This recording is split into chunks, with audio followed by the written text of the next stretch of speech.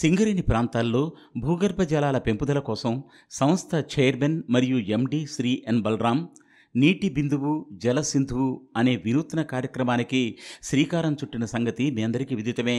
ఈ కార్యక్రమంలో భాగంగా సింగరేణి వ్యాప్తంగా 62 కొత్త మినీ చెరువులు నిర్మించాలని నిర్ణయించారు.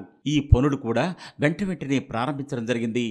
అనతి కాలంలోనే అన్ని ఏరియాల్లో 62 చెరువుల నిర్మాణం వేగంగా జరిగిపోయింది. ఈ చెరువుల నిర్మాణం పైన సంస్థ చైర్మన్ మరియు ఎండి శ్రీ ఎన్ బలరాం ప్రత్యేక శ్రద్ధ తీసుకున్నారు. ప్రతి వారం జరిగే సమీక్షా సమావేశాల్లో ఈ చెరువుల నిర్మాణం ఎంతవరకు వచ్చింది, ఎప్పటిలోగా పూర్తవుతుంది అని అడుగుతూ వర్షాకాలం లోపు వీటిని పూర్తి చేయాలని, ఈసారి వర్షపు నీటిని ఒడిసిపట్టాలని ఆయన ఏరియా జీఎంలను ఆదేశించారు. ఈ మేరకు అన్ని ఏరియాల యాజమాన్యాల వారు చెరువుల నిర్మాణాన్ని యుద్ధ ప్రాతిపదికన పూర్తి చేశారు. సింగరేణి వ్యాప్తంగా 62 చెరువుల నిర్మాణం జరగ్గా 3,03,017 క్యూబిక్ మీటర్ల సామర్థ్యంతో నిర్మించారు. ఇప్పుడు వర్షాలు పడి ఈ చెరువులు నిండిన నేపథ్యంలో మొత్తం 663 లక్షల గ్యాలన్ల నీటితో ఈ చెరువులు నిండి ఉన్నాయి. పలు ఏరియాల్లో నిర్మించిన చెరువులు జలకళతో దర్శనమిస్తున్న విషయాన్ని వివరిస్తున్నాం. ఈ చెరువులు భూపాలపల్లి ఏరియాలో నిర్మించినవి. ఇక్కడ మొత్తం 5 చెరువుల నిర్మాణాన్ని చేపట్టారు. దాదాపు 30,000 క్యూబిక్ మీటర్ల నీటి నిలువ సామర్థ్యం గల చెరువులుగా వీటిని తవ్వడం జరిగింది. వర్షాలు పడడంతో ఈ 5 చెరువులు నీటితో నిండాయి. అనుకున్న లక్ష్యం ప్రకారం చెరువులు నీటితో నిండడంతో ఈ ఏరియాలో 66 లక్షల గ్యాలన్ల నీటి నిలువ ఉన్నట్లు గుర్తించారు. అలాగే మందమర్రి ఏరియాలో కూడా 5 మినీ చెరువుల నిర్మాణాన్ని చేపట్టారు. మొత్తం 10,650 క్యూబిక్ మీటర్ల సామర్థ్యం గల ఈ చెరువుల్లో ఇటీవల కురిసిన వర్షాలకు నిండి ఉన్నాయి.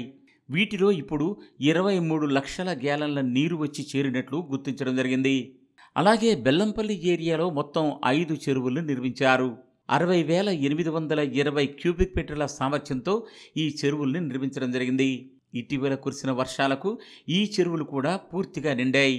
తద్వారా మొత్తం 133 లక్షల గ్యాలన్ల నీరు ఈ చెరువుల్లో నిల్వ అయినట్లు గుర్తించారు. ఇదే విధంగా అన్ని ఏరియాల్లో నిర్మించిన చెరువులు కూడా నీటితో నిండి ఉన్నాయి. ఎక్కడ చూసినా అవి జలకళతో కళకళలాడుతున్నాయి.